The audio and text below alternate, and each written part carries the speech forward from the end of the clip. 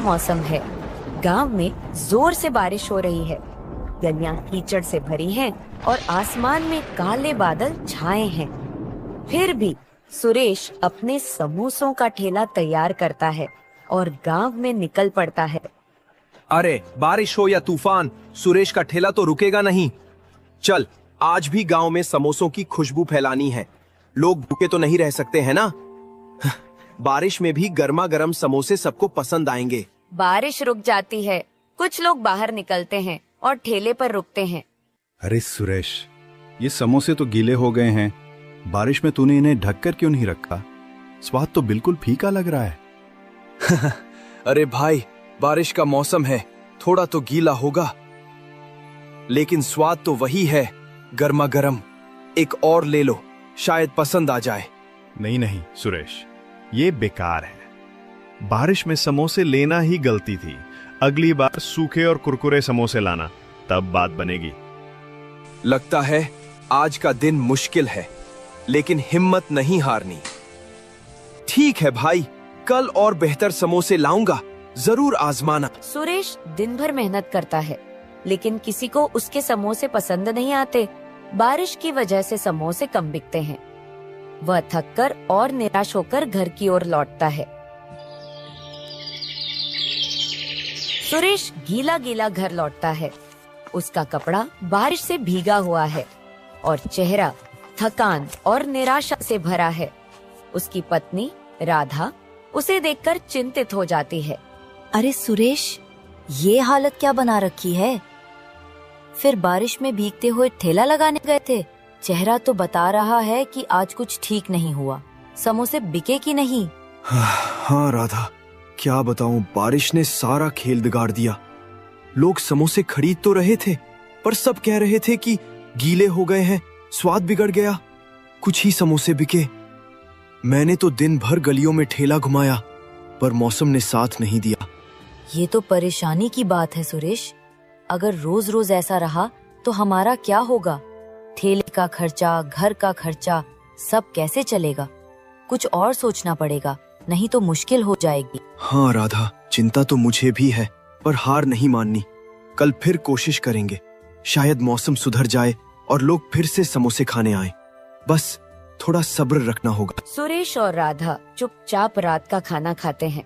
कमरे में सन्नाटा है और दोनों के मन में चिंता की लकीरें हैं। अगले दिन सुबह होती है। बारिश अब हल्की हो चुकी है। सुरेश फिर से अपने समोसों का ठेला तैयार करता है और गांव की गलियों में निकल पड़ता है, लेकिन लोग उसके ठेले पर नहीं रुकते। लगता है कल की बात सबके दिमाग में अटक गई। लोग शायद सोच रहे हैं कि समोसे फिर से गीले होंगे। कोई ठेले पर आ ही नहीं रहा। अरे, इतनी मेहनत से समोसे बनाए और अब कोई खाने वाला ही नहीं। वह एक चौराहे पर ठेला रोककर इंतजार करता है, लेकिन घंटों बीत जाते हैं और कोई ग्राहक नहीं आता। सुरेश का चेहरा उदास हो जाता है। क्या करूं अब? अगर ऐसे ही रहा तो ठेला चलाना मुश्किल हो जाएगा। तभी एक बूढ़ा व्यक्ति, जिसके कपड़े पुराने और फटे हुए हैं, धीरे धीरे ठेले के पास आता है। बेटा, एक समोसा दे दे, बहुत भूख लगी है, दिन भर से कुछ नहीं खाया। बाबा, आपके पास पैसे हैं? ही बेटा, मेरे पास तो एक पैसा भी नहीं है। बस सोचा शायद तू कुछ दे दे। कोई बात नहीं बाबा, भूखे को खाना देना पुण्य का काम है। ये लो, गर्मा गर्म समोसा खाओ और ताकत लाओ। बेटा, तेरा दिल तो सोने जैसा है। ये समोसा बहुत स्वादिष्ट है। भगवान तुझे हमेशा खुश रखे और तेरे ठेले पर बरकत दे। शुक्रिया बाबा, आपकी दुआ ही काफी है। आसमान फिर से काले बादलों से घिर जाता है और अचानक तेज बारिश शुरू हो जाती है। बारिश की बूंदें ठेले पर रखे समोसों पर गिरने लगती हैं। सुरेश परेशान हो जाता है। अरे, ये क्या हो गया? फिर से बारिश। अब तो सारे समोसे भीग जाएंगे। कल लोग बुरा भला कह रहे थे और आज फिर वही हाल। मेहनत पर पानी फिर जाएगा। तभी बूढ़ा व्यक्ति अपनी पुरानी मोटी बोरी उतारता है, जो उसने बारिश से बचने के लिए ओढ़ रखी थी। बेटा, परेशान मत हो, ये बोरी ले, इसे अपने ठेले पर डाल दे। इससे तेरे समोसे भीगने से बच जाएंगे। लेकिन बाबा, अगर मैं ये बोरी ले लूं तो आप कैसे बचेंगे इस बारिश से? आप तो खुद भीग जाएंगे। मेरी चिंता तू मत कर बेटा, ये बोरी तुझे ज्यादा जरूरी है, ले रख ले इसे और अपने समोसों को बचा। बाबा, आपका बहुत बहुत शुक्रिया, आपने मेरी बड़ी मुसीबत हल कर दी। बस अपना काम करते रह बेटा, अच्छे दिल वालों का हमेशा भला होता है। बूढ़ा व्यक्ति धीरे धीरे बारिश में चलना शुरू करता है, लेकिन अचानक वह बारिश के पर्दे में गायब हो जाता है। वह बोरी को और मजबूती से ठेले पर बांधता है। बारिश अब थम चुकी है। एक ग्राहक जो गांव का एक जाना माना व्यापारी है, ठेले के पास आता है। अरे सुरेश, तेरा ठेला तो आज भी यही है। मैंने सुना था कि कल तेरे समोसे गीले हो गए थे, लेकिन आज तो मौसम थोड़ा ठीक लग रहा है। चल 2 समोसे दे दे, भूख जोरों की लगी है। हाँ भाई, आज समोसे बिल्कुल ताजा है, ये लो गर्मा गर्म। लेकिन सच कहूं, कल की बात से मन थोड़ा डरा हुआ है। लोग शिकायत कर रहे थे। वाह सुरेश, ये क्या बात है? ये समोसे तो लाजवाब हैं। ऐसा स्वाद तो मैंने पहले कभी नहीं चखा। ना ज्यादा तेल ना गीले, बस एकदम कुरकुरे और मसालेदार। तूने तो आज कमाल कर दिया। सच में भाई, तुझे इतना पसंद आया? शुक्रिया, शायद आज का दिन अच्छा है। चल एक और समोसा ले, ये मुझ पर। अरे इतनी उदारता। ठीक है, एक और दे दे। लेकिन सच बताना सुरेश, तूने आज समोसों में क्या डाला? ये तो जादू जैसा स्वाद है। बस वही पुराना मसाला भाई, शायद आज मेहनत का फल मिल रहा है। ग्राहक समोसे खाकर चला जाता है और रास्ते में मिलने वालों से सुरेश के समोसों की तारीफ करता है। धीरे धीरे और लोग ठेले की ओर आने लगते हैं। एक के बाद एक ग्राहक समोसे खरीदते हैं और हर कोई स्वाद की तारीफ करता है। सुरेश, ये तो बात हो गई। कल तेरे समोसे गीले थे, लेकिन आज तो तूने बाजी मार ली। ये स्वाद तो भूलने वाला नहीं। मेरे पूरे परिवार को ये समोसे खिलाऊंगा। कितने बचे हैं? 4 और दे दे। अरे इतनी तारीफ, धन्यवाद भाई लोग। बस थोड़े ही समोसे बचे हैं, जल्दी ले लो। देखते देखते ठेले पर भीड़ लग जाती है। लोग एक दूसरे को बुलाने लगते हैं और कुछ ही देर में सुरेश के सारे समोसे बिक जाते हैं। वह थक गया है, लेकिन चेहरे पर संतुष्टि की मुस्कान है। आज तो कमाल हो गया। न जाने उस बूढ़े बाबा की बोरी में क्या जादू है, लेकिन कुछ तो खास है। चल घर जाकर राधा को ये खुशखबरी सुनाता हूँ। वह ठेले को धक्का मारकर घर की ओर चल पड़ता है, मन में नई उम्मीद और उत्साह लिए। सुरेश दिन भर की कमाई के साथ खुशी खुशी घर लौटता है। अरे सुरेश, आज तो तुम्हारा चेहरा चमक रहा है, जैसे कोई खजाना मिल गया हो। क्या बात है? लगता है ठेले पर आज कुछ खास हुआ। जल्दी बताओ, समोसे बिके कि नहीं? कितने बिके? राधा, आज तो कमाल हो गया।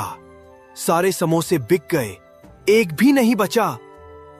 लोग ठेले पर ऐसे टूट पड़े जैसे गांव में मेला लग गया हो। हर कोई तारीफ कर रहा था, कह रहे थे कि इतने स्वादिष्ट समोसे पहले कभी नहीं खाए। सच में सुरेश, ये तो बहुत अच्छी खबर है। लेकिन कल तो लोग शिकायत कर रहे थे कि समोसे गीले हैं, स्वाद बिगड़ गया। आज अचानक ये बदलाव कैसे हुआ? कुछ तो खास बात है, बताओ ना। हाँ राधा, मुझे भी समझ में नहीं आ रहा। आज एक बूढ़े बाबा आए थे, बहुत भूखे लग रहे थे। मैंने उन्हें मुफ्त में समोसा दे दिया। फिर उन्होंने मुझे एक बोरी दी ताकि बारिश में समोसे गीले न हो। बस उस बोरी से समोसों को ढका और फिर लोग आने लगे। एक के बाद एक सब तारीफ करते गए। अरे सुरेश, तुमने बूढ़े बाबा को मुफ्त में समोसा दिया, ये तो तुम्हारी अच्छाई का फल है।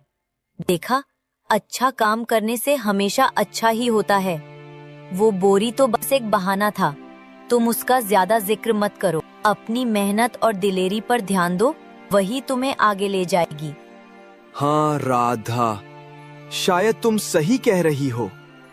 बाबा की दुआ और मेरी मेहनत ने आज रंग दिखाया। चलो अब खाना खाते हैं। आज का दिन तो यादगार रहा। हाँ, और कल भी ऐसे ही मेहनत करना सुरेश। मुझे यकीन है तुम्हारा ठेला अब रोज ऐसे ही चमकेगा। सुरेश और राधा खुशी से खाना खाते हैं। घर में उदासी की जगह अब हंसी और उम्मीद का माहौल है। कुछ दिन बाद बारिश का मौसम फिर से लौट आता है। सुरेश अपने ठेले को तैयार करता है, वह बाजार से एक चमकीली छतरी खरीद लाता है और उसे ठेले पर मजबूती से लगाता है। वह ठेले को धक्का मारकर गांव की गलियों में निकल पड़ता है। उसका जोश देखकर कुछ लोग ठेले की ओर आकर्षित होते हैं, लेकिन समोसे खाने के बाद उनकी प्रतिक्रिया पहले जैसी नहीं होती। अरे सुरेश, ये क्या बात है? ये समोसे तो पहले जैसे स्वादिष्ट नहीं है। पहले तो तेरे समोसे खाते ही मन खुश हो जाता था, ऐसा जादुई स्वाद था। आज कुछ कमी सी लग रही है। तूने मसाला तो वही डाला ना? अरे भाई, मैंने तो वही पुराना मसाला डाला है जो हमेशा डालता हूँ। तेल भी ताजा, आटा भी वही। ये नई छतरी लगाई है ताकि समोसे गीले ना हो। फिर भी समझ नहीं आ रहा तुम्हें स्वाद में क्या कमी लगी। पता नहीं सुरेश, लेकिन वो पुराना जादू आज नहीं है। शायद बारिश का असर है या कुछ और। अगली बार पहले जैसे समोसे लाना, तभी आएंगे। सुरेश, ये तो निराशा हो गई। मैं तो सुना था कि तेरे समोसे अब पूरे गांव में मशहूर हो गए हैं, लेकिन आज तो ये बस ठीक ठाक है। पहले तो एक समोसा खाने के बाद दूसरा मांगने का मन करता था, आज क्या हो गया? अरे भाई, मुझे भी समझ नहीं आ रहा। मैंने तो सारी मेहनत की, वही मसाले, वही तरीका। शायद बारिश की वजह से कुछ गड़बड़ हो गई। ये नई छतरी तो अच्छी है, फिर भी लोग शिकायत क्यों कर रहे हैं? तुम बताओ क्या कमी है? बस वो बात नहीं है सुरेश, अगली बार पहले जैसे समोसे लाना, फिर देखते हैं। दिन बीतता है और ठेले पर भीड़ नहीं लगती। सुरेश के ज्यादातर समोसे बिकते नहीं और वह परेशान हो जाता है। वह चौराहे पर ठेला रोककर सोच में डूब जाता है। ये क्या हो गया? छतरी तो बढ़िया है, समोसे गीले भी नहीं हुए, फिर लोग शिकायत क्यों कर रहे हैं? पिछले कई दिन सब कुछ ठीक चल रहा था, लोग तारीफ कर रहे थे। आज अचानक ये क्या हो गया? वो गहरी सोच में पड़ जाता है और उसे उस बूढ़े बाबा की बोरी याद आती है। पिछले कई दिन उस बोरी को लगाने से समोसे खूब बिक रहे थे और लोग तारीफ करते नहीं थक रहे थे। आज छतरी लगाई और सब बिगड़ गया। शायद उस बोरी में कुछ खास बात है। नहीं नहीं, ये तो बस एक बोरी है, लेकिन फिर भी कुछ तो गड़बड़ है। कल फिर से बोरी लगाऊंगा, देखता हूं क्या फर्क पड़ता है। अगर लोग फिर से तारीफ करने लगे तो समझ लूंगा कि कुछ तो बात है। सुरेश तुरंत घर लौटता है, छतरी को हटाता है और फिर से उस बूढ़े बाबा की बोरी को ठेले पर लगाने का फैसला करता है। सुरेश बूढ़े बाबा की बोरी ठेले पर लगाता है। छतरी हटाकर वह ठेला लेकर गांव की गलियों में निकलता है। बोरी समोसों को ढके हुए है। चौराहे पर ठेला रुकते ही एक ग्राहक आता है, समोसा खाता है और तारीफ करता है। खबर फैलती है और ठेले पर भीड़ लग जाती है। लोग समोसों की तारीफ करते हैं और जल्द ही सारे समोसे बिक जाते हैं। सुरेश थका हुआ लेकिन खुश है। ठेला समेटते समय वह बोरी को देखता है और समझ जाता है कि इसमें कोई खास शक्ति है। वह बोरी को संभाल कर रखता है और खुशी खुशी घर की ओर चल पड़ता है। वह घर के बाहर एक चारपाई पर बैठकर थोड़ा आराम कर रहा है। तभी उसका दोस्त राजू उसके पास आता है। सुरेश भाई, थोड़ा वक्त है? मुझे तुमसे कुछ बात करनी है।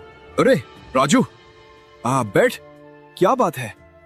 चेहरा तो ऐसा लग रहा है जैसे कोई बड़ी मुसीबत आ गई हो। बता, क्या हुआ? सुरेश भाई, सच कहूं तो मैं बहुत परेशान हूं।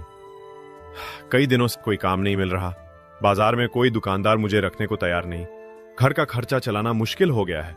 सोचा तुमसे बात करूं, शायद तुम अपने ठेले पर मुझे रख लो। थोड़ा बहुत हाथ बटा दूंगा, कुछ काम कर लूंगा। राजू, मैं तुम्हारी परेशानी समझता हूँ, लेकिन सच कहूँ मेरे ठेले पर अभी इतना काम नहीं है कि किसी को रख सकूं। मैं और राधा मिलकर सब संभाल लेते हैं। तुम तो जानते हो, ठेला छोटा सा है और अभी तो बस किसी तरह गुजारा चल रहा है। समझा भाई। फिर भी सोचा था शायद तुम कुछ मदद कर सको। कोई बात नहीं, मैं कुछ और देखता हूँ। अरे राजू, टेंशन मत ले। तू मेहनती है, तुझे जल्दी ही कुछ काम मिल जाएगा। बस हिम्मत रख और गांव में इधर उधर पूछता रह, कुछ न कुछ जरूर निकलेगा। राजू चुपचाप सिर हिलाता है और निराश होकर चला जाता है। सुरेश उसे जाते हुए देखता है और उसके मन में राजू की परेशानी के लिए थोड़ा दुख होता है, लेकिन वह अपने ठेले के काम में व्यस्त है। राजू अपने घर लौटता है और अपनी पत्नी से बात करता है। सुरेश ने मुझे काम देने से मना कर दिया। कहता है ठेले पे इतना काम नहीं है, लेकिन मैंने देखा है कभी उसके समोसे बेकार हो जाते हैं और कभी एकदम से इतने स्वादिष्ट कि सारा गांव तारीफ करता है। अब तो उसका ठेला रोज चल रहा है, पता नहीं वो क्या जादू करता है। मुझे तो लगता है उसमें कुछ राज है। सच में? फिर तो तुझे पता लगाना चाहिए राजू। शायद उसने कोई खास तरीका ढूंढ लिया है। तू उसका पीछा कर, देख क्या माजरा है। राजू के मन में शक और लालच जागता है। वह सुरेश के ठेले के रहस्य को जानने का फैसला करता है और उस रात वह सुरेश के घर के बाहर चुपके से खड़ा हो जाता है, यह सुनने के लिए कि सुरेश और राधा क्या बात करते हैं। वह उन दोनों की सारी बातें सुन लेता है और अगले दिन सुबह जब सुरेश अपना ठेला तैयार कर रहा था, राजू जबी बोरी को चोरी कर लेता है। राजू अपने घर पहुंच चुका है, बोरी को जमीन पर रखता है। उसकी पत्नी भी वहाँ है। अब देख क्या कमाल दिखाता हो। ये वही बोरी है जो सुरेश को अमीर बना रही है। बोरी बोरी आटा निकाल। कोई जवाब नहीं आता, बोरी शांत पड़ी है। बोरी बोरी सोना निकाल। अरे कैसी बोरी है ये? कुछ भी तो नहीं कर रही, एक पत्थर तक नहीं निकाल सकती। सोना तो दूर की बात। तभी बोरी से ढेर सारे पत्थर निकलते हैं और दोनों पर गिर जाते हैं। दोनों पत्थरों में दबे पड़े हैं। सुरेश को उसकी ईमानदारी और दयालुता का इनाम मिला, जबकि राजू को अपनी चोरी और लालच की सजा। ये कहानी हमें सिखाती है कि जो दूसरों की भलाई करता है, कुदरत खुद उसकी मदद करती है, और जो छल करता है उसका अंत हमेशा बुरा ही होता है।